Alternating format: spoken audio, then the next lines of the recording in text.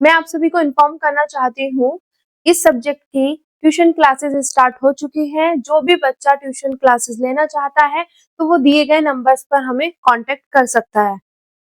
Hello students, welcome to Nivan math academy. I hope आप सभी बहुत अच्छे होंगे, आपकी स्टडी अच्छी चल रही होगी। अगर अब तक आपने निवान मैथ अकेडमी चैनल को लाइक शेयर सब्सक्राइब नहीं किया है तो प्लीज लाइक शेयर सब्सक्राइब। और मैथमेटिक्स के इस सफर में मैं आप सभी का हार्दिक स्वागत करती हूँ। ऐसे ही मुस्कुराते रहे, हंसते रहे और निवान मैथ अकेडमी के साथ अपने सपनों को करते रहे। मैथमेटिक्स के इस लेक्चर सीरीज में मैं आज बात करने वाली हूँ क्वेश्चन नंबर 8 जो एक्सरसाइज 1.1 का है। इससे पहले मैंने 7 क्वेश्चन 10 उससे पहले एग्जांपल्स और पूरा का पूरा बेसिक में करा चुकी हूँ। अगर आप पहली बार मेरे यूट्यूब चैनल पर आए हो और आपको ये लेक्चर पसंद आ रहे हैं तो प्लीज चैनल को सब्सक्राइब करें। एंड सेकंड रिक्वेस्ट आपसे ये होगी कि आप मैं ये जो क्वेश्चन चल रहे हैं ये चल रहे हैं on the base of resultant के मैग्नीट्यूड और डायरेक्शन के बेस पे चल रहे हैं।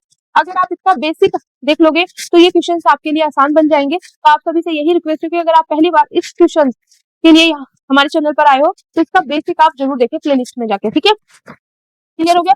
अब मेरे पे वही रहेगा कि हमें ये क्वेश्चन समझना है। ठीक है, हमें क्या है ये क्वेश्चन समझना है। क्वेश्चन समझने के लिए सबसे पहले हम क्या करते हैं, मतलब ये क्वेश्चन का सॉल्यूशन निकालना। इस क्वेश्चन को समझेंगे, इसकी रूपरेखा मतलब इसका फ्रेम तैयार करेंगे, देन इसके बाद हम इसको अच्छे से इसका सॉल्यूशन करेंगे। ठीक है, clear.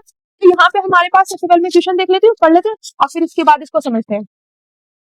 To forces P and Q, यहाँ पे दो फोर्सेस है P and Q acting along two intersecting line.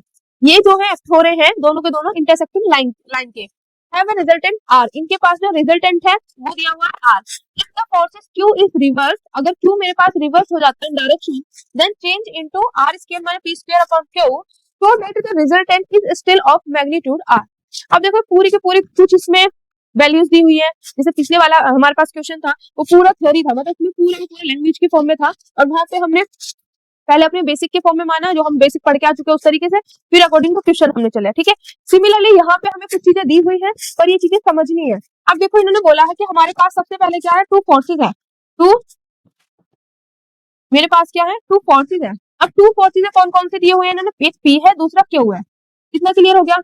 अब ये दोनों फोर्सेज जो है वो एक्टिंग है अलोंग टू इंटरसेक्टिंग लाइन। अब दो इंटरसेक्टिंग लाइन किस तरीके से होती है हमारे पास, वैसे तो ऐसे। ठीक है, इंटरसेक्टिंग लाइन ये हमने छोटी क्लासेस में पढ़ा हुआ है। ठीक है, क्लियर, ये होती है हमारे पास इंटरसेक्टिंग लाइन। अगर हम बात करें कि ये जो बोला गया है ये दोनों फोर्सेज जो हैं वो अलोंग एक्टिंग करते हैं अलोंग टू इंटरसेक्टिंग लाइन और उनके पास जो रिजल्टेंट है वो क्या है आर है। तो यहाँ से एक चीज और पता चल गई कि दोनों का रिजल्टेंट जो है वो मेरे पास क्या है आर है। तो इतनी इन्फॉर्मेशन मिल गई। बट यहाँ पे जो ये चीज बोला है हुआ है कि ये अलोंग है टू इंटरसेक्टिंग लाइन के अलोंग क्या कर रहे हैं, एक्ट कर रहे हैं। ठीक है, तो अब देखो सिंपल सी चीज है, हमने जो चीजें पढ़ी है हमने कैसे पढ़ा है मैम, ये पी फोर्स है यहाँ पे क्यू फोर्स है, ये दोनों एक पॉइंट पे एक्ट करते हैं, दोनों के बीच का एंगल क्या है अल्फा है, ये रिजल्टेंट है और ये पी से जो है एंगल बनाता है मतलब डायरेक्शन। ये चीज हमारा बेसिक है। ठीक है, कि पी क्यू मेरे पास क्या है, दो फोर्सेस है, दोनों के बीच का एंगल अल्फा है, ये आर है, ये थीटा। ठीक है, ये चीज पढ़ा है। तो मैम जो यहाँ पे दो फोर्सेस दिए गए हैं, ठीक है, तो वो तो ये कह रहा है कि अलोंग द इंटरसेक्टिंग लाइन, दो इंटरसेक्टिंग लाइन के अलोंग। अब यहाँ पे ये इस तरीके से कैसे बनेगा, कैसे होगा वो चीज बताओ। तो देखो अगर बेटा मैं इसको आगे बढ़ा दूं, इसको ऐसे बढ़ा दूं, तो क्या ये मेरे पास दो इंटरसेक्टिंग लाइन बनी कि नहीं बनी। तो दो इंटरसेक्टिंग लाइन के अलोंग ही तो ये कर रहे हैं। एक लाइन ये है दूसरी लाइन ये है, तो एक लाइन के अलोंग सी जा रहा है दूसरी लाइन के अलोंग सी जा रहा है। हाँ, ये चीज समझिए। तो यहाँ पे इन्होंने एक मतलब पहले तो बोलते थे कि दो फोर्सेज है वो एक्टिंग एट ए पॉइंट, किसी एक पॉइंट पे एक्ट कर रहे हैं, या एक फोर्स दो फोर्सेज है उनके बीच का एंगल अल्फा है, इस तरीके से वो लैंग्वेज में देते थे। इस बार इन्होंने अपनी लैंग्वेज ही चेंज कर दी, लैंग्वेज में बोला कि ये दोनों जो दो इंटरसेक्टिंग लाइन है ना हमारे पास, ठीक है, इस तरीके से दो इंटरसेक्टिंग लाइन हो ना, उनके अलोंग क्या कर रहे हैं, ये एक्ट कर रहे हैं। अब उनके अलोंग देखो मेरे पास ऐसे ही तो है, सिर्फ हम इतना पोर्शन बनाते थे पहले, अब इसको आगे कर दोगे तो ये इस तरीके से। तो यहाँ पे मेरे पास पी फोर्स है, यहाँ पे मेरे पास क्यों, तो दो लाइन के अलोंग भी तो चाह रहा है इंटरसेक्टिंग टू इंटरसेक्टिंग लाइन। ठीक है, तो ये जो लैंग्वेज बोली थी इस लैंग्वेज को समझ के कि जो हम डायग्राम बनाते थे है वही डायग्राम, बस उसमें आपको थोड़ा सा कंफ्यूज करने के लिए चीजें दे दी, ठीक है। क्या आप सोचोगे कि कैसे बनेगा इसका डायग्राम, कैसे होगा, हम कैसे बनाए, ठीक है। तो वो कुछ नहीं है, सेम वही डायग्राम था। इसको अगर हम ऐसे करेंगे तो ये मेरे पास इस तरीके की फॉर्म बनेगी, क्योंकि इसको मैंने ऐसे किया, इसको ऐसे, तो दो इंटरसेक्टिंग लाइन ही तो है। अभी नहीं कह रहा हूँ, हम करा देते इंफॉर्मेशन, ठीक है। आई होप ये क्वेश्चन आपको समझ आ गया होगा। अब उसके आगे क्या बोला है वो चीज समझते हैं।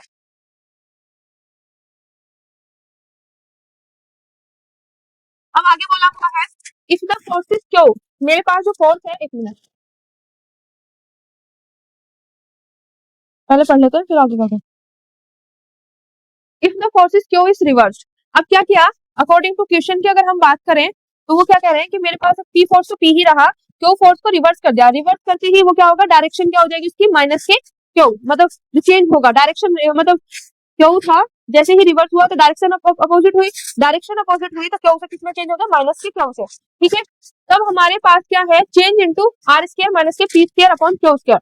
तो ये चीज बोली गई है इसी के लिए कि मेरे पास जैसे ही, मतलब अकॉर्डिंग टू क्वेश्चन क्या दिया हुआ है, यहाँ पे लिखते हैं इस चीज को कि पी तो पी ही रहा, ठीक है, पी में हमें कुछ नहीं करना है, पी तो पी ही रहा, क्यू जो है यहाँ पे क्यू में दो चीजें चेंजेस आई, पहला क्या है कि वो रिवर्स हो गया डायरेक्शन में, क्या हो गया, डायरेक्शन में क्या हो गया, रिवर्स, ठीक है। दूसरा क्या हुआ कि इसकी जो वैल्यू है वो चेंज हो गई, आर स्क्वायर माइनस के पी स्क्वायर अपॉन क्यू, यहाँ पे direction reverse, reverse direction reverse हो गई, ठीक है, क्लियर। तो क्यू में यहाँ पे दो चेंजेस किए गए कि दूसरा उसकी वैल्यू जो है ये चेंज हो गई, आर स्क्वायर माइनस के पी स्क्वायर अपॉन क्यू। तब हमें ये शो करना है कि इस टाइम पे जब पी हो और क्यू में ये चेंजेस आए तो वहां पे जो मेरे पास शो जो करना है, शो करने का देखना, शो ये करना है कि यहाँ पे जो मेरे पास रिजल्टेंट आएगा, मैंने मान लिया कि इस टाइम पे रिजल्टेंट R1 है, तो जो रिजल्टेंट आएगा, न्यू जो रिजल्टेंट होगा वो मेरे पास इससे अब भी R ही होगा, ये चीज प्रूव करनी है, ठीक है। तो क्वेश्चन को एक बार और समझाती हूँ, अच्छे से समझ आ जाएगा, फिर इसका सॉल्यूशन स्टार्ट करते हैं, ठीक है। सबसे पहले हमारे पास दो फोर्स पी एंड क्यू दिए थे, तो उनका रिजल्टेंट था R, ठीक है। फिर उन्होंने बोला कि दोनों फोर्सेज जो है वो एक्ट कर रहे हैं two intersecting line, along two intersecting line. तो हमने पहले से इतना क्वेश्चन ये चीजें पढ़ते थे, ठीक है, अब तक यही चीज पढ़ी। तो अब हमारे माइंड में आएगा कि दो मतलब इंटरसेक्टिंग लाइन कैसे कैसे अलोंग उनके होंगे। तो हमने देखा, थोड़ा सा नोटिस किया कि हम हमेशा इतना क्वेश्चन ही तो पढ़ते थे, अभी इसको नीचे कर दो और इसको इधर की साइड कर दो, तो ये मेरे पास क्या है, इंटरसेक्टिंग लाइन ही तो है, दो इंटरसेक्टिंग लाइन, पहली लाइन ये हो गई, दूसरी लाइन ये होगी, तो ये क्या होगी मेरे पास, दो इंटरसेक्टिंग लाइन, और इन्हीं के अलोंग मेरे पास एक के अलोंग पी है, दूसरे के अलोंग क्या है, क्यू। तो ये चीज सिर्फ आपको कंफ्यूज करने के लिए ये लाइन दी गई थी, ये चीज क्लियर होगी, ओनली कंफ्यूजन के लिए लाइन दी गई थी, इसके अलावा उनका कोई और टारगेट नहीं था, ठीक है। सिर्फ उन्होंने कंफ्यूज बच्चे को कि कैसे करेगा वो, तो ये चीज आप थोड़ा सा यहाँ पे कॉमन सेंस यूज करनी थी कि मेरे पास ये चीज तो हम करते थे, अगर मैं इसको पीछे साइड करूँ, इसको इधर की साइड करूँ, है ना, तो इसको नीचे इसको इधर, तो जब मेरे पास ये चीज हुआ, देखा मैंने ये दोनों तो इंटरसेक्टिंग लाइन है और इनके अलोंग कट करें, ठीक है, क्लियर, और रिजल्टेंट आर मान लिया। फिर उन्होंने क्या किया, अकॉर्डिंग टू क्वेश्चन पी तो पी ही रहा, क्यू को दो चीजों में चेंज किया, क्यू में पहला तो उसकी डायरेक्शन रिवर्स कर दी, दूसरा उसकी वैल्यू ये आ गई। जब ये सिचुएशन हुई तो यहाँ पे मेरे पास रिजल्टेंट हमने मान लिया R1, तो वो ये कह रहा है कि जो यहाँ पे रिजल्टेंट आया है R1 वो हमारे पास R के इक्वल है, कि मतलब जो ये चेंजेस करने के बाद जो रिजल्टेंट आएगा ना, तो रिजल्टेंट में कुछ चेंज नहीं होगा, वो ऐसे टिक यही रहेगा R ही। इसका मतलब हमें क्या करना है, हम यहाँ पे R1 को मान लेते हैं कि यहाँ पे जो नया रिजल्टेंट है वो R1 है, तो हमें दिखाना है कि R1 जो है R के इक्वल, ठीक है, सिंपल सा फंडा। ये चीज पॉइंट ध्यान रखना कि हमें यहाँ पे क्या करना था कि जो हम ये चीजें चेंजेस कर रहे हैं तो हमें यहाँ पे ये चीज शो करनी है कि ये चीजें चेंज करने के बाद भी R में कुछ नहीं चेंज हुआ, अब भी रिजल्टेंट R ही रहा। तो इसके लिए हम क्या कर लेते हैं, यहाँ पे रिजल्टेंट R1 मान लेते हैं और फिर हम ये चीज दिखा देंगे कि R1 किसके इक्वल है, R के। आई होप ये पूरा का पूरा आपको क्वेश्चन समझ आ गया होगा। अब फिर वही बात कि मेरे पास यहाँ पे रिजल्टेंट है, तो रिजल्टेंट है तो इसके लिए दो दो चीजें मायने करती है भाई, दो फॉर्मूले हमारे पास, कौन कौन सा, एक मैग्नीट्यूड वाला, दूसरा डायरेक्शन वाला। मैग्नीट्यूड वाले में क्या यूज होता है बेटा, R square equal to P square plus के क्यू स्क्वायर प्लस के 2p क्यू कॉस अल्फा। अगर मैं डायरेक्शन वाली बात करूं तो उसमें क्या यूज होता है, tan theta equal to Q sine alpha upon p plus के क्यू कॉस अल्फा। फॉर्मूला किस तरीके से ध्यान रखना, ये चीज मैंने आपको बताई कि tan है तो साइन अपॉन कॉस, आप p से लेते हैं तो क्यू क्यू, इस तरीके से चीजें ध्यान रखिए। अब आपके माइंड में आ रहा हो कि मैम हम यहाँ पे फॉर्मूला कौन सा अप्लाई करें, क्योंकि हर क्वेश्चन में हमने इसी तरीके से क्वेश्चंस को समझा है, फिर हम उसका सॉल्यूशन निकालते हैं। तो आप देखो यहाँ पे क्या बात की गई है कि पी और क्यू दो फोर्सेज है, उसका रिजल्टेंट है, ठीक है। यहाँ पे डायरेक्शन की कोई बात नहीं गई है, बात नहीं करी ना, ठीक है। फिर बट अकॉर्डिंग टू क्वेश्चन यहाँ पे बोला गया है कि क्यू की डायरेक्शन में चेंज हो और मतलब रिवर्स डायरेक्शन हो जाए और उसकी वैल्यू ये हो जाए, ये बोला है। तो यहाँ पे अगर हम देखें ओवरव्यू, मोटा मोटा ओवरव्यू देखें तो हमारे पास सिंपल सी चीज है, हमें सिर्फ आर के बारे में बात की गई कि डायरेक्शन मतलब रिजल्टेंट ये है, रिजल्टेंट इसको यही दिखाना है कि इसी के इक्वल होगा, ठीक है। लास्ट में भी क्या दिखाना कि जो इस सिचुएशन के चेंज करने के बाद भी जो रिजल्टेंट आएगा वो यही आएगा। तो मेन चीज क्या है, घूम फिर के रिजल्टेंट के बारे में बात कर रहे हैं, डायरेक्शन के बारे में यहाँ पे कहीं पे भी कहीं भी बात नहीं होती। तो डायरेक्शन वाला तो फॉर्मूला हम अप्लाई नहीं करेंगे, इसका मतलब हम ये वाला फॉर्मूला अप्लाई करेंगे, ठीक है। एंड एक चीज और यहाँ पे देखो, यहाँ पे देख रहे होंगे R square minus two P square something, तो यहाँ पे आर स्क्वायर ये दे रखा है, तो मतलब यही वाला पोर्शन यहाँ पे यूज होने वाला। आप थोड़ा सा हिंट इससे ले सकते हैं, बट मेन रीजन यही है कि भाई यहाँ पे ना मतलब रिजल्टेंट के मैग्नीट्यूड की बात हो रही है। देखो कि रिजल्टेंट जो आएगा वो मैग्नीट्यूड में आर ही होगा, ठीक है। मतलब आर, बस यहाँ पे डायरेक्शन किसकी, क्यू की रिवर्स की, मतलब यहाँ पे आर की डायरेक्शन की बात कहीं पे भी नहीं की। आर के रिजल्टेंट है ना, उसकी मैग्नीट्यूड की बात तो कर रहे हैं, पर यहाँ पे डायरेक्शन की बात कहीं भी नहीं हो रही। अब मैं इसका सॉल्यूशन स्टार्ट करने जा रही हूँ, ठीक है। अब जो जो चीजें मैंने समझाई है बस उसको लैंग्वेज में लिखते चले जाएंगे और सॉल्व करेंगे। अब देखो यहाँ पे मैंने माना है कि ये वाला मतलब ये वाला निकल के आया कि ये वाला फॉर्मूला यूज होगा। इस वाले फॉर्मूले में देखो पी क्यू मेरे पास दिया हुआ है कि पी क्यू दो फोर्स है, आर मेरे पास उनका रिजल्टेंट है, बट मुझे यहाँ पे एंगल नहीं दिया हुआ कि उनके बीच का एंगल अल्फा है, ठीक है। तो जो चीजें नहीं दी हुई उसको हम लेट कर लेते हैं। तो पहले मैं लिखूंगी यहाँ पे हेयर गिवन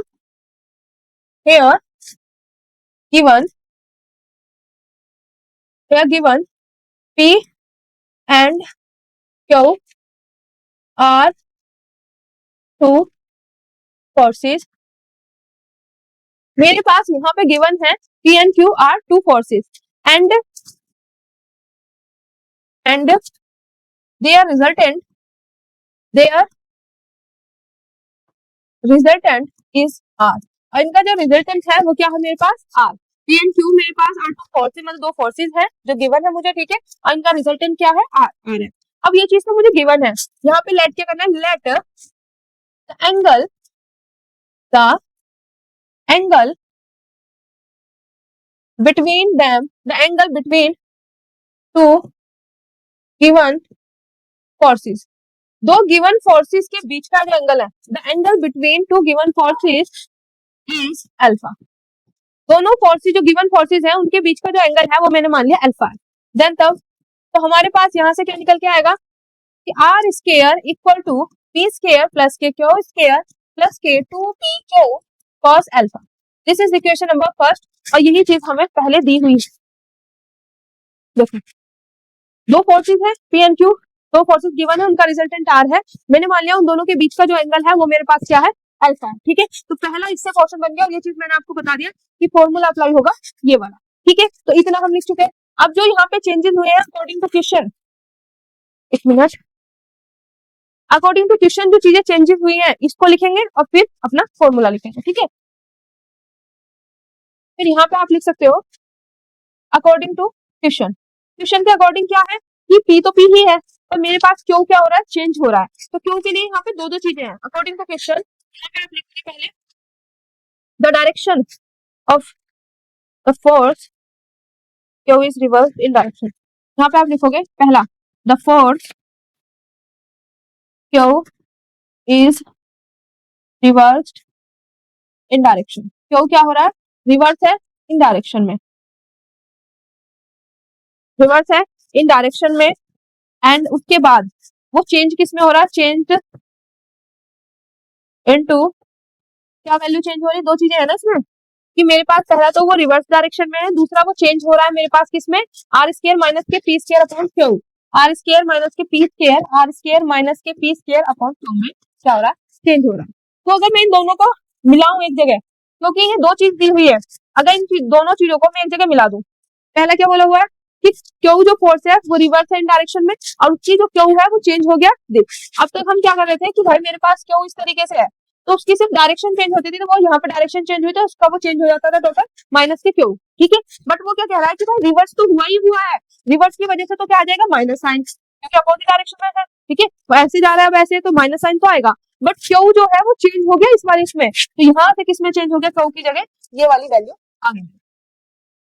ये पॉइंट समझ आया कि पहले हमारे पास क्यू ऐसे था, तो अब तक हम जो चीज कर रहे थे वो ये था कि क्यू क्या हो गया, रिवर्स डायरेक्शन में। तो हम कहते थे कि क्यू चेंज हो गया माइनस के क्यू में, क्योंकि रिवर्स जा रहा है मतलब दूसरी डायरेक्शन में है, तो वो डायरेक्शन को कर रहा है कि माइनस क्यू, ठीक है। बट वो अब कह रहा है कि भाई डायरेक्शन तो रिवर्स हुई है, माइनस तो आएगा ही आएगा, बट क्यू की जगह ये वाला क्वेश्चन आ गया, मतलब क्यू इसके इक्वल है, ठीक है। तो यहाँ पे हम लिख सकते हैं दैट इज क्यू इज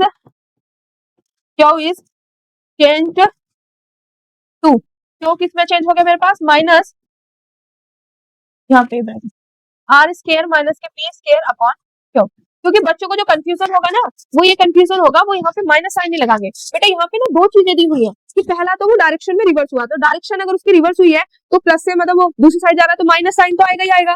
फिर वो कह रहे हैं कि क्यू जो है वो चेंज हो गया इसमें, मतलब क्यू की वैल्यू चेंज होगी, क्यू की जगह अब ये आएगा, तो मेरे पास माइनस तो रहेगा ही रहेगा, क्यू की जगह वैल्यू रख दो। तो ये चीज क्वेश्चन समझ आ गया कि दोनों चीजों को मिक्सअप करके ये चीज बोल दिया हमने कि हमारे पास क्यू रिवर्स में तो नेगेटिव साइन, क्यू की वैल्यू होगी अब ये, तो टोटली मेरे पास जो चेंज होगा वो ये होगा। तो अब जब हम फॉर्मूला लगाएंगे देन तब तब तो यहाँ पे इस केस में जब ये चीजें मतलब ये तो एज इट इज था, इसमें चीजें चेंजेस आई, ठीक है, तब हमने यहाँ पे मान लिया कि जो रिजल्टेंट आएगा वो मेरे पास क्या होगा, R1। तो यहाँ पे मैं लिख देती हूँ लेट R1, जो मेरे पास क्या है, R1 जो है मेरे पास, R1 is the new resultant, R1 is the new resultant. हमने यहाँ पे मान लिया R1 जो है न्यू रिजल्टेंट है। अब कब है, जब ये वाली कंडीशन है तब माना है, ठीक है। Let R1 is the new resultant इस वाले केस में, तब हमारे पास यहाँ पे क्या होगा, then R1 square equal to P square plus, अब क्यू की जगह क्या आएगा बेटा, पहला नेगेटिव साइन है फिर ये, तो मेरे पास क्या आएगा माइनस R स्केयर माइनस के P स्केयर अपॉन क्यू, और इस पूरे का होल स्केयर प्लस के 2P क्यू, क्यू की जगह फिर से चीज R स्केयर माइनस के P स्केयर क्यू, और यहाँ पे cos अल्फा, ठीक है। बात समझ आ गई। फॉर्मूले में जहां पे पास किया R है तो R की जगह रख दिया मैंने R1, क्योंकि उन्होंने बोला हुआ ये चीज, ठीक है। हमें दिखाना तो ये है कि अब इस केस में जो रिजल्टेंट आएगा वो मेरा वही रिजल्ट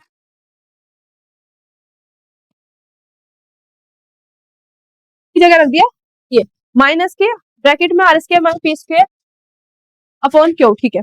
और यहाँ पे ये चीज आ गई, ठीक है, क्योंकि हल्का से भी कहीं पे प्लस माइनस साइन का चेंजेस हुआ ना, स्केयर आगे ऊपर नीचे हो गया तो पूरा क्वेश्चन गलत हो जाता है, ठीक है। सही है।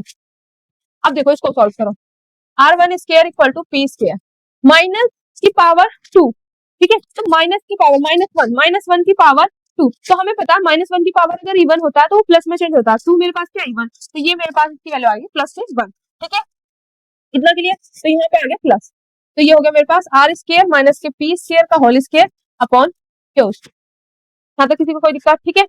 प्लस माइनस माइनस 2P, ठीक है, यहाँ पे आएगा R स्केयर माइनस के P स्केयर अपॉन क्यू, ये आ गया cos अल्फा।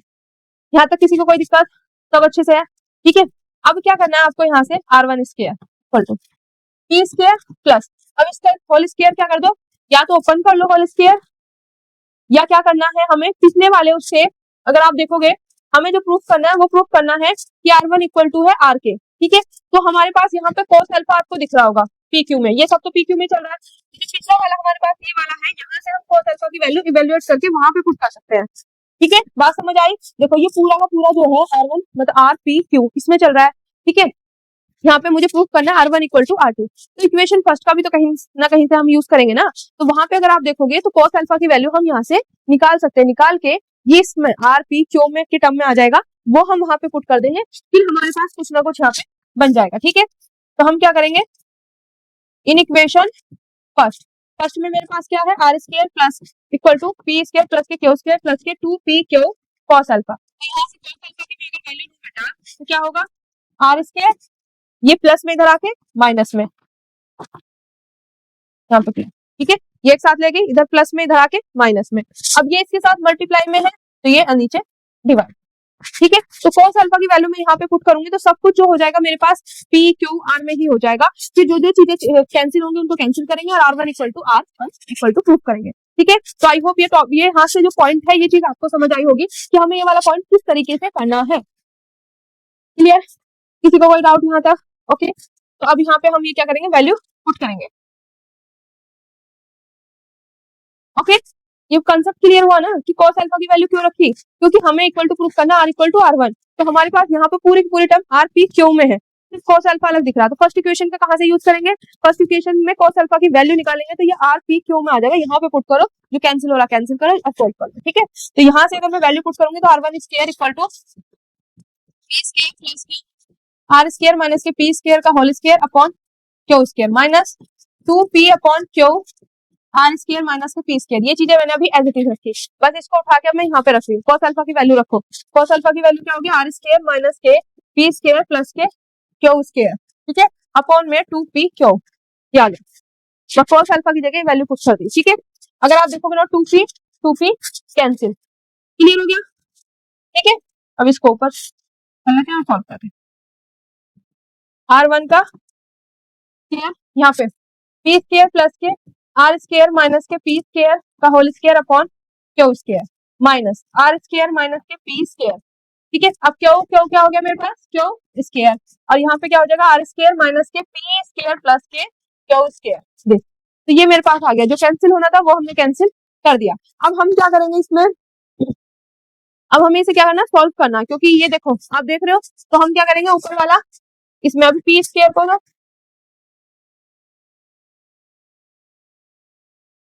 अब यहाँ से हमने क्या करना है, r1 स्क्वायर इक्वल टू, इसमें हमने क्या करना है, क्यू, देखो यहाँ पे वन दिस पूरे में, तो यहाँ पे हम इसका ले लेते हैं क्यू स्क्वायर, ठीक है, यहाँ 1 है, यहाँ क्यू स्क्वायर है, यहाँ पे क्यू स्क्वायर, तो क्यू स्क्वायर आ गया। अब क्यू स्क्वायर किधर मल्टीप्लाई, तो P square Q square plus, यहाँ पे तो एज इट इज रहेगा, आर स्क्वायर माइनस के पी स्क्वायर का होल स्क्वायर माइनस, यहाँ पे आर स्क्वायर माइनस के पी स्क्वायर, यहाँ पे आएगा आर स्क्वायर माइनस के पी स्क्वायर प्लस के क्यू स्क्वायर, ठीक है, क्लियर, बात समझ आ गई, ओके। अब देखो यहाँ पे, बस इसको सॉल्व करने के ऊपर बात है कि हम किस तरीके से इसको सॉल्व कर रहे हैं और कितनी जल्दी हम अच्छे से कर लेंगे, वो ज्यादा बेटर है, ठीक है।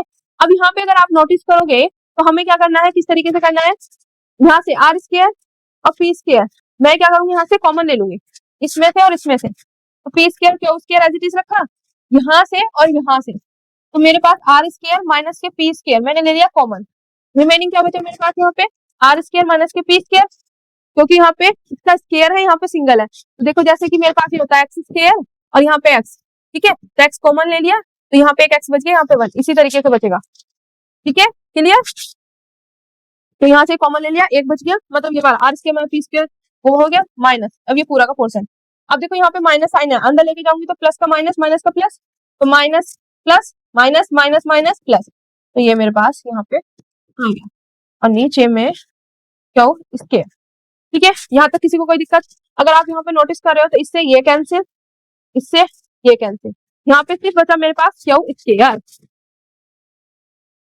यहाँ पे क्या बचा मेरे पास, यहाँ पे बचा मेरे पास r1 square equal to P square plus के क्यू स्क्वायर, मेरे पास आएगा r स्क्वायर माइनस के पी स्क्वायर, और यहाँ से सिर्फ मेरे पास क्यू स्क्वायर बचा अपॉन में क्यू स्क्वायर, ठीक है, ओह माय गॉड, यहाँ पे पी स्क्वायर क्यू, और यहाँ पे आएगा प्लस साइन, वो इधर लगाना था प्लस साइन, वो गलती से इधर लगा दिया, P square Q square plus R square minus P square, और यहाँ पे ये वाला क्यू स्क्वायर मेरे पास बच गया, ठीक है, क्लियर। अब आप क्या करोगे, r1 square P square plus के क्यू स्क्वायर, अब इसके अंदर मल्टीप्लाई कर दो, R square Q square minus P square Q square upon के क्यू स्क्वायर, इससे ये कैंसिल, फिर से यहाँ पे वही गलती की थी, कोई बात नहीं, हो जाता है कभी कभी, हाँ तो उसी उस पे पी स्क्वायर क्यू स्क्वायर था, इसके अंदर मल्टीप्लाई करी तो ये आ गया, अब देखो ये दोनों सेम है, पी स्क्वायर क्यू स्क्वायर, यहाँ प्लस है यहाँ माइनस है, तो ये कैंसिल, रिमेनिंग मेरे पास क्या बचेगा, अब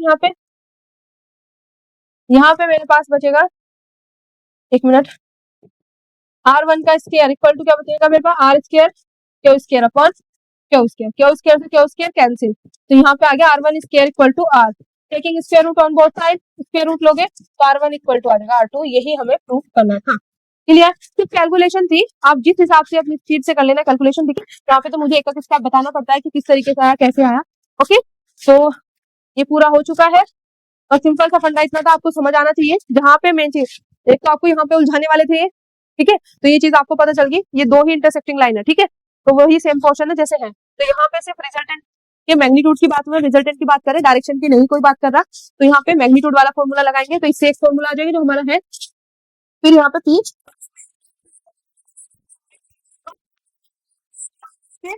है ना, तो ये चीज चेंज हुई, तो यहाँ पे रिजल्टेंट मान लिया हमने R1। हमें प्रूव करना है कि जो R1 है वो R ही है, मतलब कोई चेंजेस नहीं हुआ रिजल्टेंट में, तो R1 equal to R prove कर देंगे। फिर हमारे पास ये फॉर्मूला आ गया, यहाँ से हम cos अल्फा की वैल्यू निकालेंगे इसकी टर्म में, और जो हमारे पास ये वाला पोर्शन होगा, अब इसको मैं छोटा करके, एक मिनट,